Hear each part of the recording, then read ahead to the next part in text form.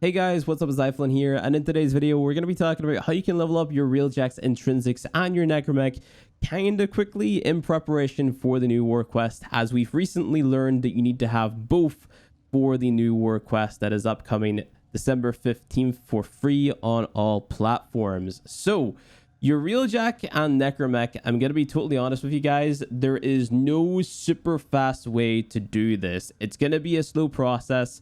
Whenever I leveled up my Railjack's intrinsics and my Necramech, there was a double XP weekend, and what I did was I went to a relay. I got myself an affinity blessing because I'm MR30, and I also had an affinity booster active. So if you have a friend who is master rank 30, a clanmate who is master rank 30, or you just meet a random stranger who is master rank 30, what I'm saying is try to get your hands on a master rank 30 player somehow, then get them to go to any relay, and I'm going to show you guys the console that they have to interact with to give you an affinity blessing. Now, I've already used mine for today, and basically what it does, it gives everyone who is present in the relay a 25% XP bonus for killing enemies, right? And I just recommend really having this before farming intrinsics and before trying to level up your Necramech, because the process is pretty slow. So it's this little console over here. It just says blessed whenever you go up to it, and you can get a affinity credit, resource drop, damage blessing, health blessing, shield blessing. Use the affinity one before doing this for obvious reasons. You want this to be fast, and you can do it once a day, right? Let's just go ahead and back out of here and talk about what exactly it is that we got to do to level up our Necramech and our Railjack. So the first thing that we want to do is get our Railjack's tactical intrinsics to rank 5. So to do that, just go to your Railjack on your pause menu, go to intrinsics, and then here is tactical. You want to go to rank 5, and this is just going to allow you to deploy Necramechs in all Railjack missions. So you should be able to get tactical to rank 5 just by playing through, the Railjack star chart. So doing, the Earth missions, the Saturn missions, Venus missions, etc., etc. And then what you want to do is you want to get one of your intrinsics to intrinsics rank 7, and that is going to give you access to the missions in the Veil Proxima. And over in the Veil Proxima, what we're going to be doing is we're going to be playing this mission called Luyam. So this is a survival Railjack mission. These missions are essentially split in half, right? So you have the Railjack portion, and then you have the survival portion, right? So the survival portion is just a normal survival mission, but you have all the benefits that you get from like your Railjack's intrinsics on top of that. So what we're able to do is we're able to use our Necramech in the survival portion. We're able to kill enemies with our Necramech, with that blessing, with the affinity booster, etc., etc. And while we're doing that, we're getting XP for our Necramech, and we're also getting intrinsics for our Railjack. So it's a win-win, right? So whenever it comes to like what you should be running on your Necramech, honestly, it doesn't matter, because Necramechs are kind of strong from the get-go, and I'm just assuming here that you're like a high enough master rank to equip some of the mods to your Necramech. So you can mod out your Necramech by going to the vehicles tab here, and what you do is just throw on literally any of the mods that you have. Now, you get these mods from doing isolation vaults, which is the bounties on the Heart of Deimos, and also by talking to Lloyd in the secret room, right, where you had to go to actually build your Necramech. You can get some of the mods from there. Just throw on whatever you can. Throw on health mods, throw on damage mods. It's up to you. It's whatever you've got. Level up some of these mods. You don't want to be going into that mission with low level mods, because you're just probably going to die. Whenever your Necramech dies in that type of mission, it just goes on cooldown. You can summon it back again. It's not totally dead, so that's really cool. So you can just, keep on bringing your Necramech out even after it dies.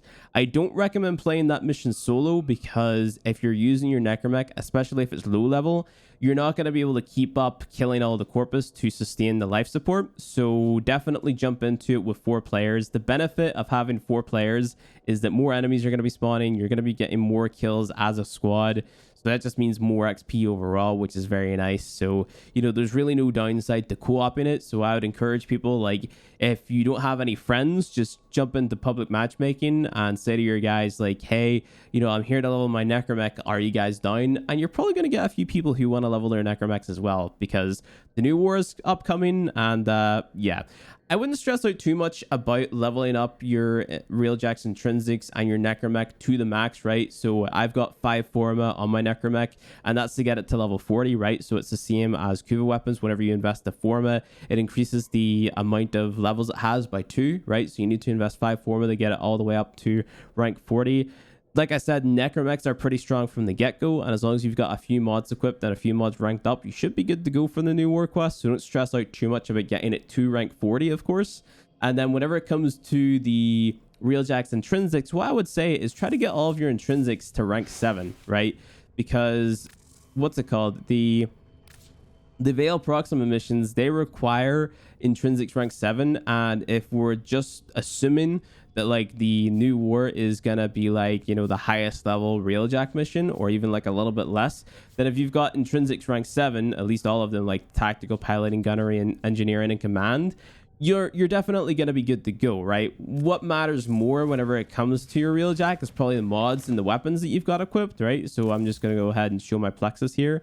This is the mods that I'm running. I've got like a video dedicated to showing all this stuff called my Ultimate Railjack build. You can check that there out where I go into more detail. This is like a super fast build for getting things done quickly. You know, it's based on damage and speed and stuff like that, not necessarily survivability, which a lot of people seem to prefer. So if you want to, you can just go ahead and throw on a ton of survivability mods. It's totally down to you. But here's my battle mods, and here are my tactical mods. And then whenever it comes to the parts that you're running, like the wreckage that you're running, you can just get the Mark III parts from, you know, your clan's dojo if you've got them researched, and just go ahead and throw those on. You know, you don't have to get anything too specific.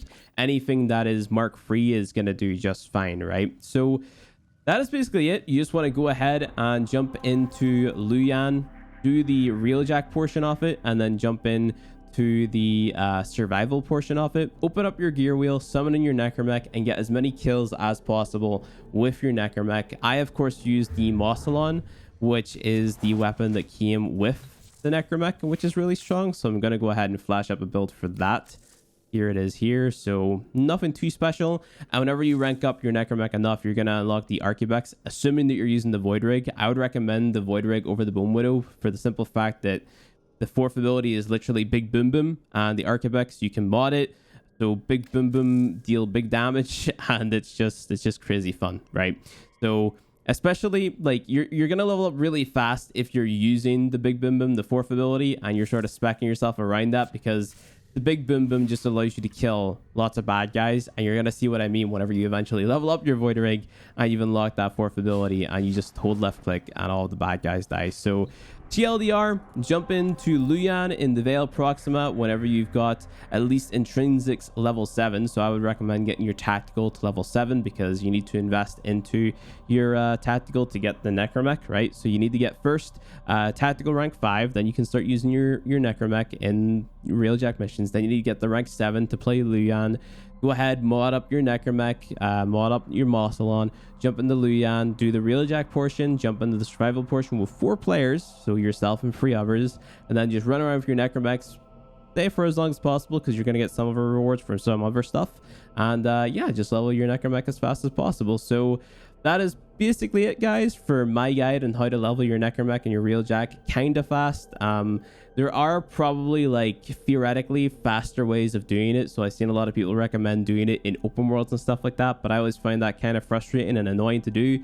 So I just waited for the double XP weekend, then I jumped into Luyan and just leveled myself up.